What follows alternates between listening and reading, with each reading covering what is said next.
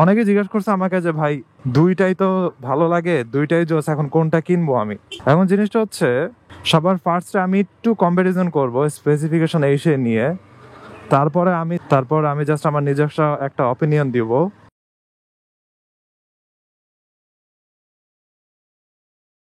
যেদিন ভিডিওটা করতেছি ওই দিন হচ্ছে তার পরের দিন। আর এই যে কাওয়াসাকির শোরুম, এখানে 300 সিসির পোস্টার লাগা রাখছে। কবে 300 সিসি আসবে আই ডোন্ট নো, বাট তার থেকেও বেশি এক্সাইটিং জিনিস হচ্ছে যদি ওইটা আসে, ওইটা হবে সবচেয়ে এক্সাইটিং। ওইটা হলো ZX25R। ওইটা যদি আসে ভাই কাটা দিবে সব, প্রাইস যতই হোক একদম ঝাগনাগা করে ফেলবে পুরা। আর হর্নেট নিয়ে যেহেতু কথা বলতেছি, হর্নেটের রিভিউ ভিডিও আসতেছে। কিরে ভাই সে উল্টা আসে কেন? আরে হেলমেট পরে গেছে। ওয়াও, এই যে এরকম বাটি হেলমেট গুলা লাগায়, এগুলা পরে আর এগুলোর উপর আমাদের চাকা লেগে আমরা মরি, তা আবার ফ্লাইওভারের মতো জায়গাতে। চিন্তা করছেন কি অবস্থা?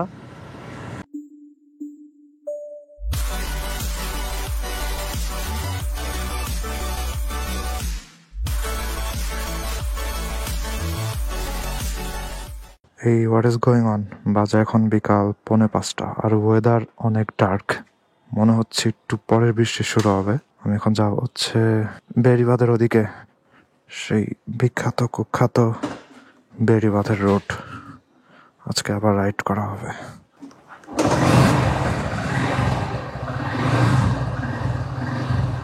সো বের হয়ে যাই, এটারে অন করি। যদিও এটারে 2 দিন ধরে চার্জ দেওয়া হয় নাই। এটা দিয়ে ফুটেজ রেকর্ড হয়েছিল জাস্ট একটা, তাই 77% ব্যাটারি এখনো আছে। সো রেকর্ড করা যাবে, প্যারা নেই। Let's go. ওরে ভাই বাইরে তো অনেক অন্ধকার হয়ে গেছে। যাই হোক দেখা যাক বেড়িবাঁধ যেতে যেতে আমি সার্ভাইভ করতে পারি নাকি।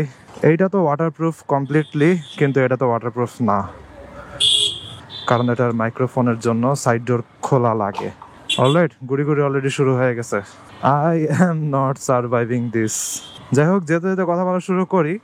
আজকের ভিডিওটার টপিক হচ্ছে একটা well known and well asked question.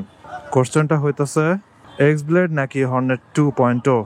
অনেকে হোন্ডা লাভার আছে, অনেকে হচ্ছে হোন্ডা মোটরসাইকেল লাইক করে। তাদের ভিতরে আমি নিজেও একজন হোন্ডা ইউজার অ্যান্ড হোন্ডা লাভার। অন্যান্য ব্র্যান্ড যে লাভ করি না তা না, অ্যান্ড আমি শুধুমাত্র হোন্ডার পক্ষপাতিত্বভাবে কথা বলি যে তাও না। আমি সবসময় যে কোনো ব্র্যান্ডের যে কোনো সমস্যা হইলেই ওগুলো নিয়ে বলি। সো যারা হোন্ডা লাভার আছে তাদের অনেক বড় একটা আকর্ষণ হইতেছে হোন্ডার SP160, হোন্ডার এক্স ব্লেড 160, হোন্ডা হর্নেট 2.0, যেটা হচ্ছে 185 নাকি 183 cc I guess, and which is a well compact motorcycle. আমার কাছে যে মোটরসাইকেলটা মনে হয় যেন একদম পুরা কম্প্যাক্ট, সর্বা এরকম মনে হয়। এক্স ব্লেডও যে কম যে তা না, এক্স ব্লেড তার দিক দিয়ে অথবা তার রেঞ্জের দিক দিয়ে আবার পারফেক্ট। অ্যান্ড বাংলাদেশের অনেক মানুষদের মন কাটছে এই মোটরসাইকেল। এখন অনেকে জিজ্ঞেস করছে যে ভাই কোনটা কিনবো। I am confused between those two. আচ্ছা, রাস্তার যে অবস্থা, এখান দিয়ে যাবো নাকি অন্য দিক দিয়ে ঘুরে যাব? তেমনটা তো ভালো দেখা যাইতেছে না। দেখি ঘুরান দিই একটা। যাব না ভাই, দেখি ওদিক দিয়ে কত দূর যাওয়া যায়। অনেকক্ষণ এখানে বসে থাকা লাগবে। এই যে আমার সাথে R15 যে সেও চলে যাইতেছে উল্টা। সো যেটা বলতেছিলাম, অনেকে জিজ্ঞেস করছে আমাকে যে ভাই দুইটাই তো ভালো লাগে, দুইটাই জোস, এখন কোনটা কিনবো আমি। এখন জিনিসটা হচ্ছে সবার ফার্স্টে আমি একটু কম্পারিজন করব স্পেসিফিকেশন এই সে নিয়ে, তারপরে আমি জাস্ট আমার নিজস্ব একটা অপিনিয়ন দিব।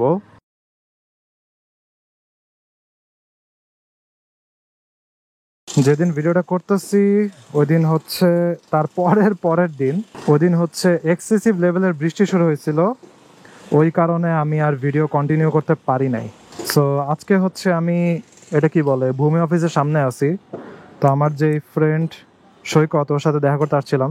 ওই যে ফ্রেন্ডটারে নিয়ে হচ্ছে আমি 300 ফিট গেছি, জিন্দা পার্ক গেছি, তারপরে সাভারে গেলাম, ওর সাথে দেখা করতে আসছিলাম। সো এখন হচ্ছে এখান থেকে আমি হাতে ঝিলে যাব, বাটা সিগন্যাল দিয়ে দেখি কোন দিক দিয়ে যাওয়া যায়। আর যে কনভারসেশনটা আমি আপনাদের সাথে স্টার্ট করছিলাম ওইটা হচ্ছে এখন আবার কন্টিনিউ করব। ওইটা ছিল হচ্ছে এক্স ব্লেড নাকি হর্নেট। তখন কি যে বলতেছিলাম সেটা আমার ঠিক মতো মনে পড়তেছে না। সো আমি যদি এক কথায় বলি যে কোনটা। আমি বলবো যে আপনার যদি বাজেট থাকে অবশ্যই হর্নেট, অবশ্যই হর্নেট 2। আমার যদি নিজের বাজেট থাকতো তাহলে আমি আর কোনো দ্বিধা করতাম না এখন। আর আপনার যদি বাজেট কম থাকে অথবা আপনার যদি কস্ট ইফেক্টিভনেস বেশি দরকার হয়, যে আপনার মাইলেজ অনেক বেশি লাগবে, তেলের খরচ কম হওয়া লাগবে, পার্টসের খরচ একটু কম লাগবে, তাহলে অবশ্যই Honda X Blade, no doubt. So আমি মেবি কম্প্যারিজন নিয়ে কথা বলতেছিলাম যে হোন্ডা এক্স ব্লেডের মনে করেন মাইলেজ ভালো, সবকিছু ভালো, টায়ারটা একটু চিকন, এই জন্য হচ্ছে হর্নেটে মনে করেন আপনি কর্নারিং করতে যেরকম কনফিডেন্স পাবেন অথবা যেমন ট্র্যাকশন পাবেন, এক্স ব্লেডে হচ্ছে ওইটা একটু কম পাবেন। এই চিকন চাকার কারণে এক্স ব্লেডের মাইলেজটা আবার বেশি পাওয়া যায়। এটা একটা ইম্পর্টেন্ট কম্প্যারিজন। তারপরে আরেকটা জিনিস হচ্ছে এক্স ব্লেড আর হর্নেট দুইটাতেই, যে আমার সামনেরটাও এক্স ব্লেড কালো রঙেরটা, দুইটাতেই গিয়ার ইন্ডিকেটর আছে, যেটা খুবই ভালো। হর্নেটেও গিয়ার ইন্ডিকেটর আছে।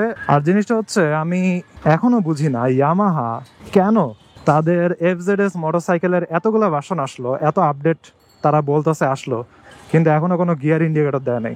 কেন এই জিনিসটা আমি জানি না। যাই হোক, এই সুবিধাটা দুইটা মোটরসাইকেলেই পাবেন। এরপরে বিল্ড কোয়ালিটি দুইটা মোটরসাইকেলেই খুবই জোস। আপনার হর্নেটেরটা একটু বেটার অ্যাকচুয়ালি এক্স ব্লেডের থেকে।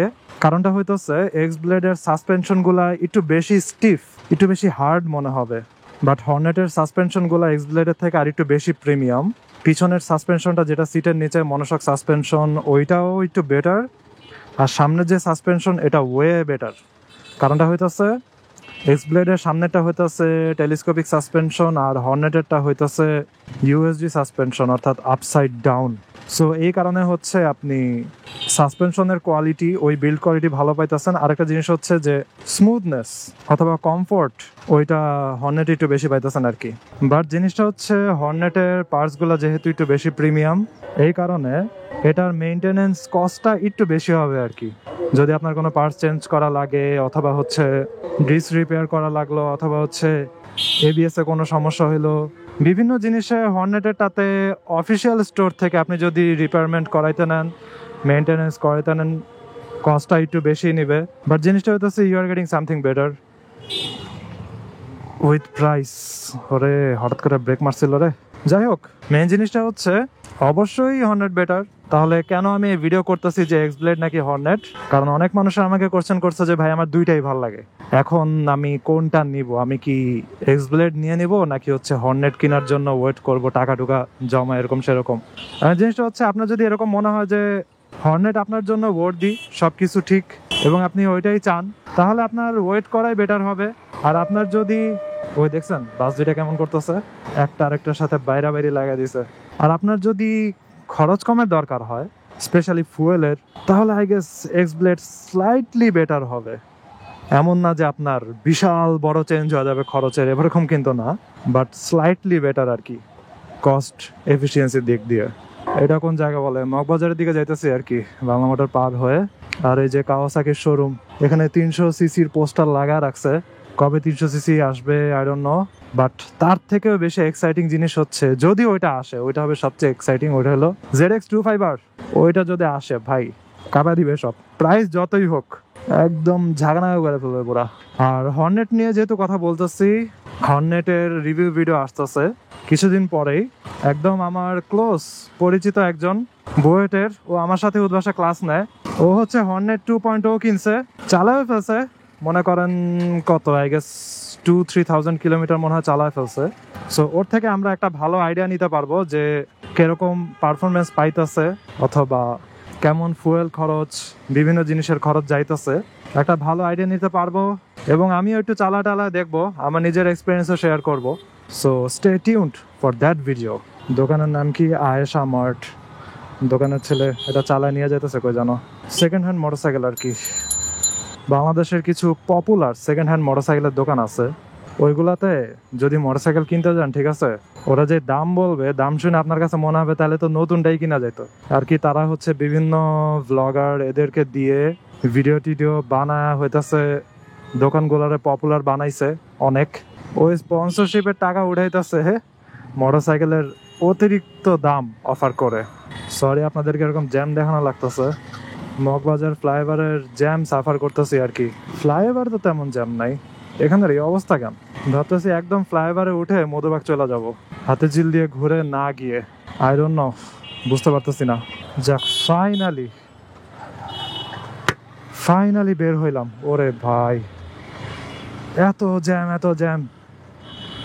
যাক, কিরে ভাই, সে উল্টা আসে কেন? আরে হেলমেট পরে গেছে। ওয়াও, এই যে এরকম বাটি হেলমেট গুলা লাগায়, এগুলা পরে আর এগুলোর উপর আমাদের চাকা লেগে আমরা মরি, তা আবার ফ্লাইওভারের মতো জায়গাতে। চিন্তা করছেন কি অবস্থা? যাই হোক, এই ভিডিওটা কিন্তু কোনো স্পন্সর্ড ভিডিও ছিল না। অনেকে বলতে পারে যে ভাই হোন্ডা কোম্পানির স্পন্সর্ড ভিডিও করতেছেন নাকি, হোন্ডা হর্নেট 2 এত ভালো প্রশংসা করতেছেন সেই। আমি কারো দ্বারা স্পন্সর্ড না, কোনো বাইক কোম্পানি, কোনো ফুয়েল কোম্পানি অথবা ইঞ্জিন অয়েল কোম্পানি কোনো কিছু দিয়ে স্পন্সর্ড না। আমি জাস্ট নিজের অপিনিয়ন শেয়ার করলাম আর কি। আপনার যদি কস্ট ইফেক্টিভনেসের দরকার হয় তাইলে গো ফর হোন্ডা এক্স ব্লেড, যদি অনেক বেশি কস্ট ইফেক্টিভনেসের দরকার হয়। আর আপনার যদি যথেষ্ট বাজেট থাকে then definitely go for Honda Hornet 2, that's totally worth it আর কি। আপনার কাছে মনে হবে যে ইয়াস, টোটালি ওয়ার্থি একটা মোটরসাইকেল আমি কিনছি। বাট একটা জিনিস খেয়াল রাখবেন কেনার পরে, ওটা তো মিটারের জোরে পানি মারেন না, ঠিক আছে? কিছু জায়গাতে রিপোর্ট পাওয়া গেছে, আমি আর কি শুনছি, মিটারে নাকি ঝামেলা হয়েছে জোরে পানি মারার কারণে।